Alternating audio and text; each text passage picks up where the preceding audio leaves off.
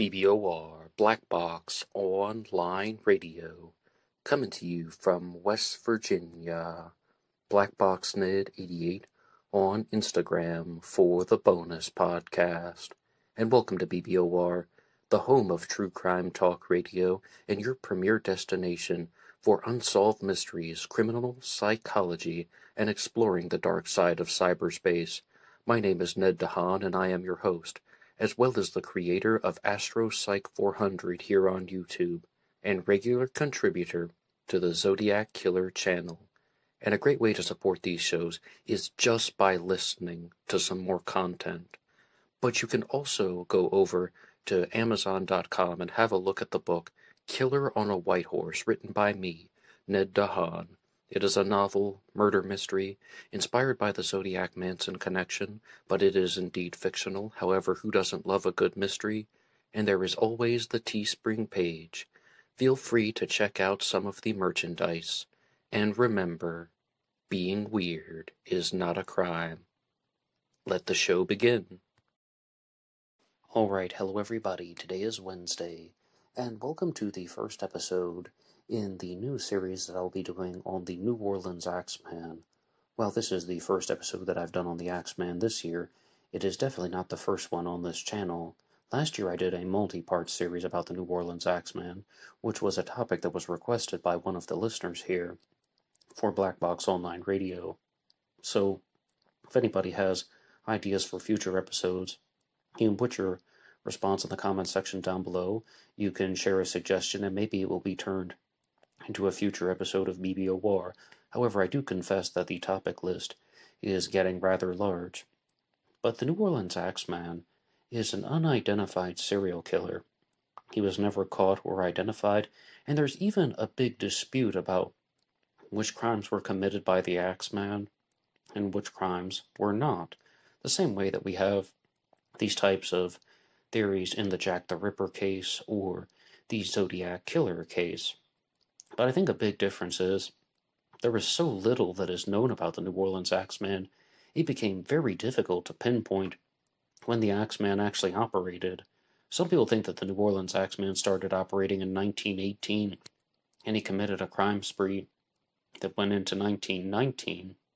Other people think that the Axeman actually began earlier in the decade, sometime after 1910, and then there was even one guy who made a user-generated documentary on YouTube talking about how he thought that the first crime committed by the Axeman was in 1879, the DeFore murders, the murders of an elderly couple in a farmhouse in Georgia.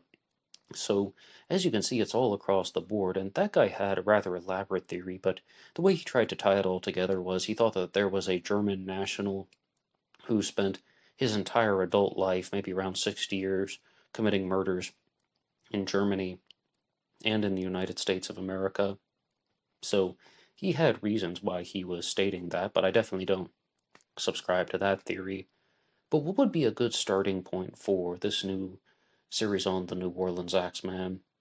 Well, when I was looking into the case last year, just by chance, I happened to have stumbled upon an episode of Most Notorious, a podcast that I turn to a lot, and it's on YouTube for free, and they did an interview with Miriam C. Davis, who is the author of The Axeman of New Orleans, The True Story, and she was talking about how the majority of the general public's knowledge of the Axeman comes from a book called Ready to Hang by Robert Talon, 7 Famous New Orleans Murders. I should have said that in a different way. It's called Ready to Hang, 7 Famous New Orleans Murders by Robert Talon, maybe pronounced Robert Talent, depending on your English pronunciation and your French pronunciation, English and Cajun French from Louisiana. But I am holding my copy here of Ready to Hang, and let's look at what Robert Talon had to say about the New Orleans Axeman, because this is going to be a part 1 in the series. And the reason why is, first we're going to look at his observations about the case, and then look at some challenges, and I will definitely go through Miriam C. Davis's The Axeman of New Orleans, because I had the opportunity to correspond with her last year, and I've shared this before on the channel, but I openly asked her, Do you have a message for the listeners of Black Box Online Radio? And she stated that her book, The Axeman of New Orleans, is really the only book that is trying to do an investigative case into the story of this unidentified serial killer, because there are lots of articles out there, and there are books like Robert Talon's Ready to Hang that features a chapter on the Axeman. But firstly, here are some things to think about. Robert Talon also wrote many different stories. He covered many different subjects. He was someone who had connections to journalism, and I cite Davis for all of this. And is it possible that he was taken into the world of fantasy-filled journalism, or maybe what some people try to do, just to write a very entertaining story, but that means that they're blending in the facts with fictitious additives. And this is something that happens all the time in the true crime world, especially with journalists. Back in 2019, I did 2 episodes on the story of Lily Lindstrom, the Atlas vampire victim. She is the subject of, well, just that, the Atlas vampire murder that was committed in the 1930s in Sweden. And at first it seems like, oh, it's such a horrific story about how this man murdered a woman and then drank her blood. But then you find out, okay, well, somebody found a blood-stained ladle in a courtyard, and it might have even been a spoon, and then people are trying to put 2 and 2 together and think that, oh, well, that must have been connected to the Lindstrom murder, and people who speak Swedish, not me, but other people have written just saying that this was the work of journalists, and that was the first time that I used the term fantasy-filled journalism on this channel, because I read it about the Lindstrom murder, that someone was taken over with fantasy-filled journalism. And let's see what we find in Robert Talon's book, Ready to Hang. Is this going to be a case of fantasy-filled journalism, or is this going to be a case of someone who was trying to share the story of the Axeman? Now, before we truly begin, I would like to remind you guys that you can always like and subscribe to help support the channel. You can always visit some of the other episodes of Black Box Online Radio. Every Monday is Zodiac Monday, talking about the Zodiac Killer. And this week on Friday, I will be doing an episode about the book Convicting Avery, the story of Stephen Avery and the murder of Teresa Halbach from 2005, made famous by the Netflix docuseries Making a Murderer. And you can support all of these efforts by going over to BuyMeACoffee.com. There's a link to that in the description box. And anybody who makes a donation or contribution to help the show will get a shout out on Zodiac Mondays. But Robert Talon's section on the Axeman is actually called The Axeman Wore Wings, and he has more or less a challenge to the readers. Let's look here. Probably there are a few human beings who have not considered the murderer who might come for them in the night. All of us would like to cherish the illusion that when we retire and all the lights are out and all the doors fastened, that we are safe until the next day. Yet who has not awakened in the night to lie listening to the strange unexplainable noises to his own pounding heart? No, I think that this question can be shaped into a different way. And this will be somewhat of a personal challenge question, but have you ever believed or thought that someone was trying to kill you in the middle of the night? Do you ever think that just there's some presence coming after you? And I shouldn't have said try to kill you, because that sounds way too morbid. Have you ever thought that somebody was trying to come after you in the middle of the night? You hear those noises, and then you just have this unexplained urge of fear, or sense of fear, rather. And only answer that one if you want to. It's not like it's mandatory, but that's kind of what Robert Talon is using to start the episode. The next part says, thousands of Orleanians knew what it meant to be in fear and to experience all of this through 1918 and 1919, when the Axeman terrorized the city, and some did awaken, if they had been able to sleep at all, to glimpse the killer and to know that the axe was falling, that their skull was going to feel its sharp edge. Not many cities have known such a time of terror. That their skull is going to feel the sharp edge. Yeah, he's not really holding back on the image that he's trying to create. In 1918, New Orleans, like all other American cities, was busy thinking and reading about and devoting itself to the news and the duties of World War I. So The war, of course, is going to end in 1918, the Great War, World War I, 1914 to 1918. But I think that it's very interesting that we have the Axeman operating in 1918 and 1919, just at the tail end of World War I, and into the next year. And the Phantom Killer, another unidentified serial killer whom I talked about on this channel, operated in 1946, 1 year after the war ended. Now, does that not... I mean, is there something going on, either in terms of psychology? Some people just think that that's the answer to things. That, oh yeah, well, somebody had post-traumatic stress disorder, so they came back from the war and they had some newly brought on mental issues, and this is why we have these serial killer homicide sprees taking place after world wars, World War I and World War II. And other people think that it's something to do with the newspapers and the way they're presenting the story. Let's continue. Although there was hope that it would not go on much longer, the war that is, and a great deal of optimism that the Allies would win, headlines in a New Orleans newspaper on May 3rd read, "Lull in Flanders, Allies line holding." Yet by May 23rd the same newspaper said, "Mass Germans awaiting orders now to open drive." And then the Orleanians were instructed to kill the germ. Kill the germ in Germany. Liberty bombs will help. Okay, well, that sounds like somebody has an agenda, but there is always an opportunity, I suppose. On May 24th, another headline announced, "Senate rejects dry amendment by 20 to 20 vote."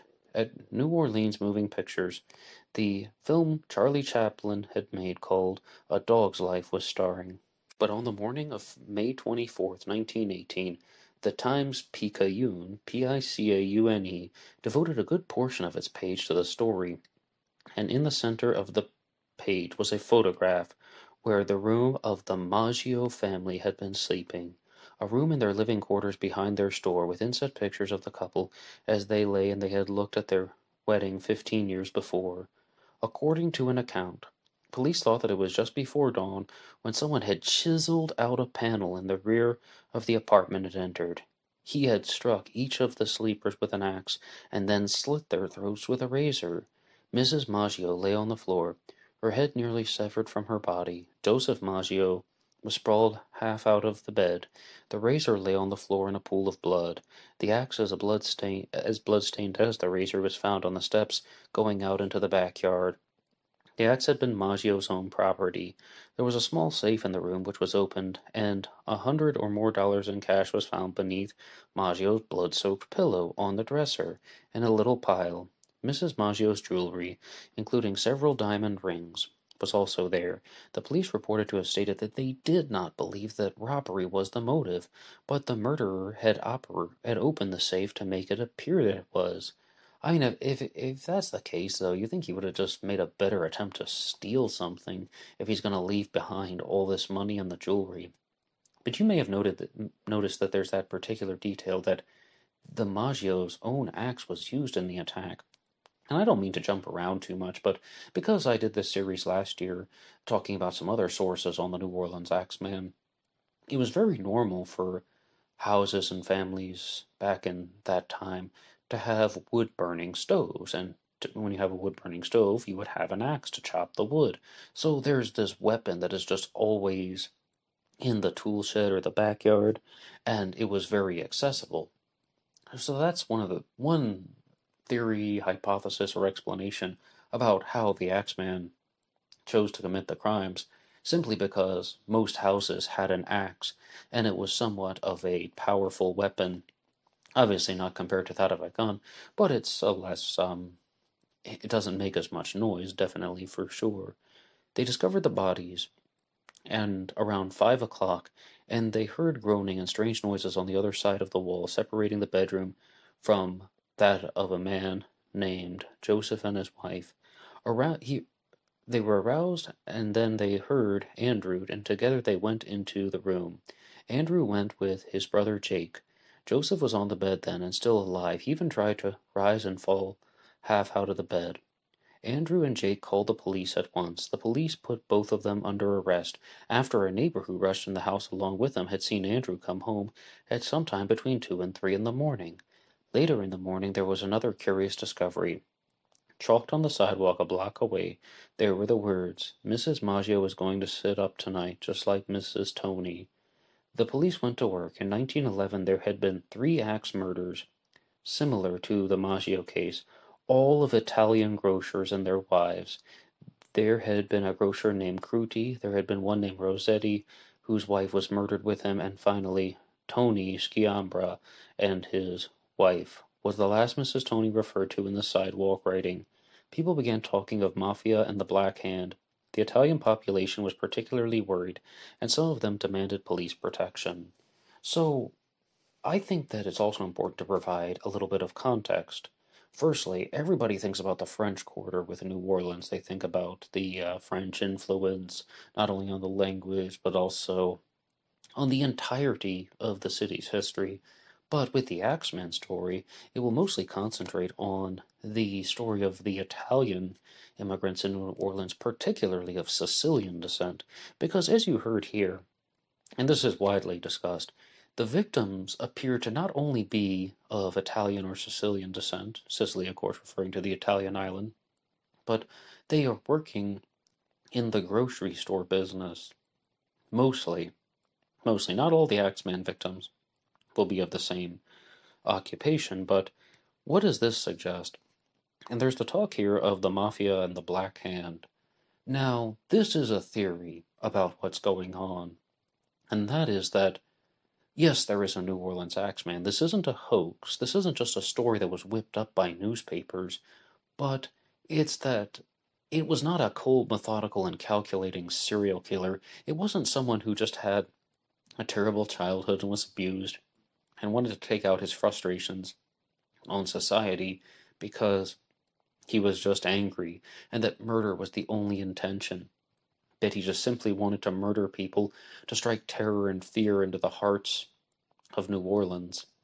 But it's actually done rather for profit and for employment and because of connections. I mean, it's an unsolved case. We can't say the exact reason why the Axeman was killing, but the mafioso angle is that this guy was not even a true serial killer. He was a henchman for the Italian mafia in New Orleans, and they've dreamt up scenarios like he may have been trying to extract bribes out of the people, or some type of connections that might have been much greater than just the value of jewelry or the $100 that is in the house, and that they have to give a portion of their business regularly to the mafia, and then the victims do not want to cooperate, and if they didn't want to cooperate, then the Axemen went after them. Again, henchmen for the mafia, a hitman, and that could be the answer to the Axeman case, but that is purely a theory,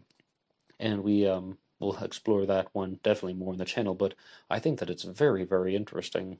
I should point out in Robert Talon's next page in the book, Ready to Hang, he talks about how there's a detective named Theodore Obitz, O-B-I-T-Z, and shortly after the Maggio murder, he is murdered himself.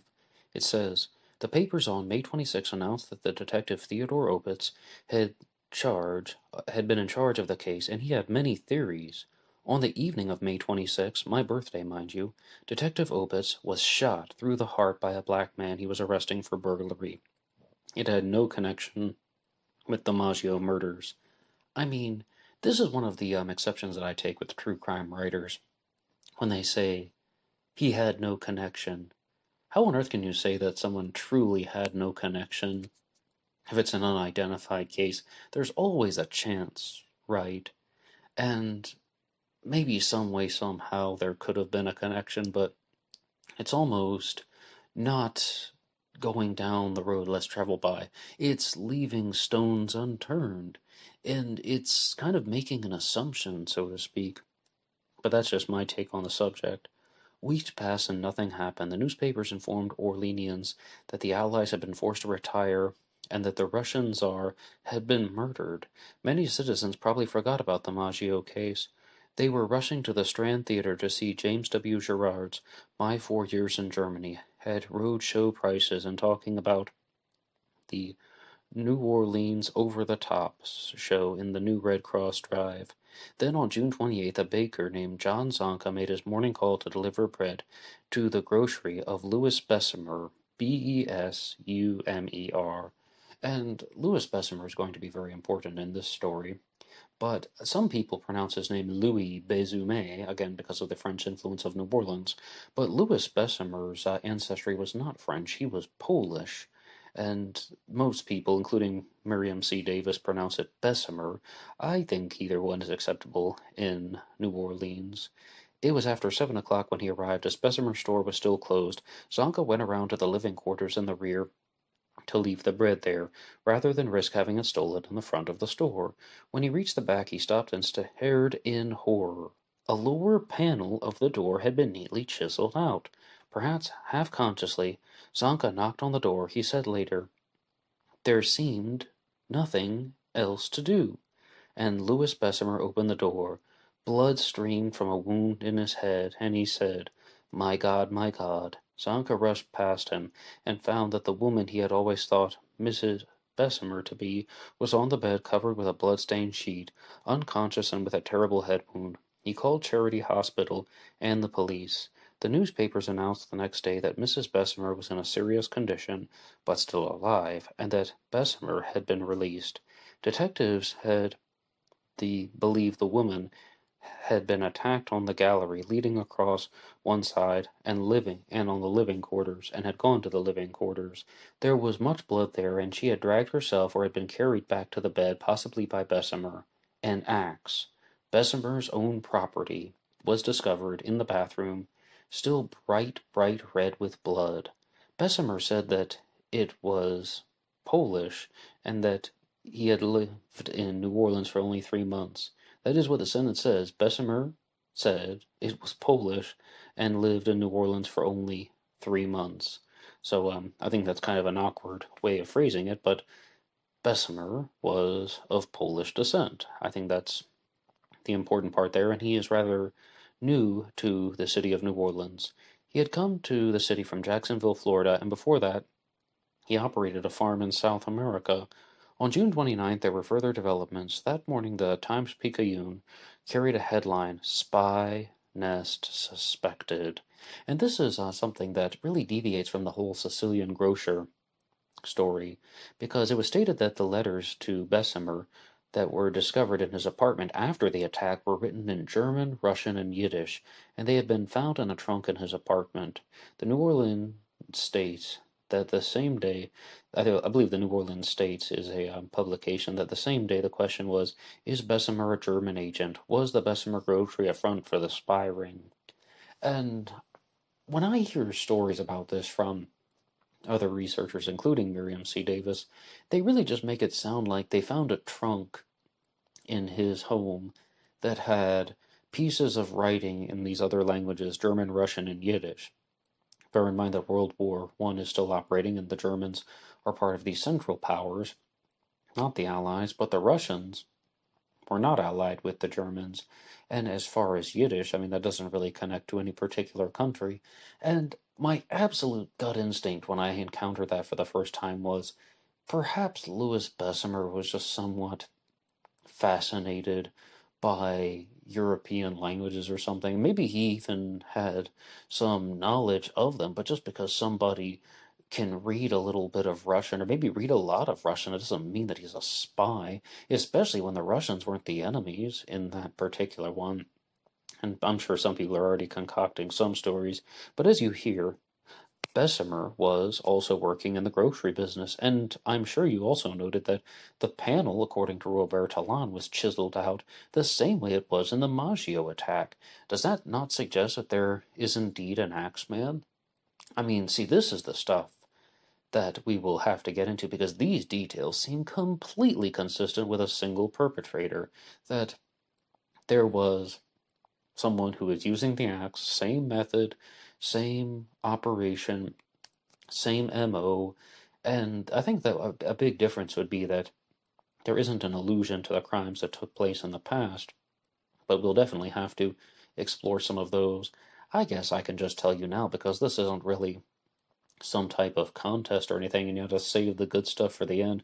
You had to save the final rounds of ammunition for the last hurrah. So there is a theory that the New Orleans Axeman was actually operating in the early part of the 1910s, I guess we can call it that, 1910, 11, or 12, doing the same stuff, being a henchman for the mafia, or maybe he's just a sadistic jerk who hates grocery store owners, I don't know. And those crimes are called the cleaver attacks because before using the axe, a meat cleaver was stolen from various locations, and again, not the axeman's property or the cleaver attacker's property, but then he's going after victims, and as you heard about Mrs. Tony there. So, what could that really mean? I mean, is this all in line with some type of single perpetrator, or are these unconnected crimes, or are these misrepresented crimes by the media, particularly newspapers, and that they aren't actually as similar as the papers are trying to make it seem? Part 1 of the series, don't you love all the questions? But one reporter asked a question of his own, and that is about the whole theory of the mafia. One reporter did note, however, that Bessemer was not Italian, and asked, what of the mafia theory and the axe killings? And I'm glad that people thought the same way back in 19 whatever that we do now in 2000 whatever. It's amazing. It was also noted that Louis Obicon, Oubicon, an African-American employee of Bessemer, was held for questioning. Well, I mean, I'm not going to make any more comments on that. Bessemer's own statement was made public on July 1st. The first thing he said was, "That woman is not my wife." He said that the woman who had been attacked was named Mrs. Harriet Lowe, and that she had come to New Orleans from Jacksonville with him, and that they had lived together ever since. His own wife was ill, and he said she lived with relatives in Cincinnati. He swore he did not know what happened. Someone struck him while he was in his bed sleeping. When he regained consciousness, he found Mrs. Lowe on the gallery, and someone had carried her to the bed. He had been about to summon an ambulance when Zonka knocked on the door. He was not a German, but a Pole, and he had no use for the Germans. He spoke and received mail in half a dozen languages. He was certainly no spy. He offered the police his full cooperation. Now, that seems a little bit consistent with what I was thinking, that he's just some guy who was very interested in languages, and, I mean, he's of European descent himself, and this mostly states here that he has been residing in America for an extended period of time, and I believe that to be the truth, even if I can't give you all of the specifics via my time machine or something like that and actually look at the life of Louis Bessemer. But my gut instinct is telling me that he wasn't actually a spy. He was just rather keen on studying different subjects. Federal authorities did come into the case, carrying a bathrobe for her. Bessemer went to see Harriet Lowe at the hospital. He was refused admittance, and the bathrobe was taken away from him and ripped open at the seams by government agents. The next day his grocery and living quarters were ransacked. Nothing was found. You see, that is just so saddening, that someone's attacked, nearly murdered. Harriet Lowe is murdered, and then all the suspicion comes on him. He did this to himself. And I was trying to avoid any type of racist discussion earlier about the man who worked for him, who was also questioned, but, I mean, could there have possibly been some motive for that person, Obicon, to have attacked Louis Bessemer? I mean, I simply don't know. And I don't want to speculate too much, but it seems like they may have been thinking that it was a type of inside job. Or perhaps it was indeed someone who was targeting grocery store owners because of some type of mafia-related question. Even if it isn't about extorting money or taking control of their connections, maybe someone's just trying to put them out of business, murder the shopkeeper so they can't operate their store anymore, and then other things that are aligned with the mafia can take shape. Mrs. Lowe made her first statement on July 5th, having then regained consciousness. Sorry that I said that she was murdered before. Excuse me. She said, "I've long suspected that Mr. Bessemer was a German spy." Wow. And Bessemer was arrested at once. She doesn't seem to be too happy with him. On July 6th, Mrs. Lowe was interviewed again, and she said, "I am married to Mr. Bessemer. If I am not, I don't know what I'll do." Then she added, "I did not say Mr. Bessemer is a German spy. That is perfectly ridiculous." A few days later, Bessemer was freed from government custody. And I think that you can gather some things from that piece of text there. And that is that she might not be completely aware of what she's saying, but that really, really hurts the case, because that means you have a witness who is not very credible. Mrs. Lowe was at last talked to about the attacks, and she said that Bessemer was working on his accounts at about midnight, and that she was sitting at a table with him and had a lot of money before them. She was always worried about how careless he was with money, and she warned him and asked him to put it in a safe. Then she smelled some prunes, and then she started cooking in the kitchen, and she went to look at them, the prunes on the stove, that is. There her memory left. She supposed that it was a blow on the head. She couldn't even remember going to bed. Her next memory was waking up. "I don't even know what made me wake up," she told the police, "but I opened my eyes, and in the light from the outside, I saw a man standing over me, making some sort of motions with his hands. I saw the axe. I recall screaming, 'Go away, don't push me that way.' He was a rather tall man and heavy-set. He was a white man, and he wore no cap or hat. I remember this. He had dark brown hair, and he almost stood on end. He wore a white shirt that was opened at the neck, and he stood there making motions with the axe, but not hitting me. The next thing I remember is laying out on the gallery with my face in a pool of blood." Well, how do we really trust anything that she's saying? And that's so saddening, because someone has been attacked, and they are trying to share their story, but her inconsistencies are really just making us doubt everything. And it doesn't even mean that she's a liar. She was bludgeoned with an axe and nearly died. Excuse me for jumping ahead and saying that she was murdered. Misstatement on my part. But she nearly died, and then that just kind of leaves so much room for doubt. She may have just genuinely not been able to remember what was going on. And guess what? The story changed again on July 15th. In another police interview, Mrs. Lowe said that she was not in bed when she was struck. She was on the gallery. Police thought that this made more sense and again looked toward Bessemer with suspicion. They questioned neighbors. Yes, the Bessemers had violent quarrels, but Bessemer was 59 and Mrs. Lowe was 39. He was jealous, and they quarreled over money. So I think that, Robert Talon has a challenge question again. Could Bessemer's own wound have been self-inflicted? A check with authorities in Jacksonville and Cincinnati proved that Bessemer and Mrs. Lowe had never been married, and that Bessemer had a living wife.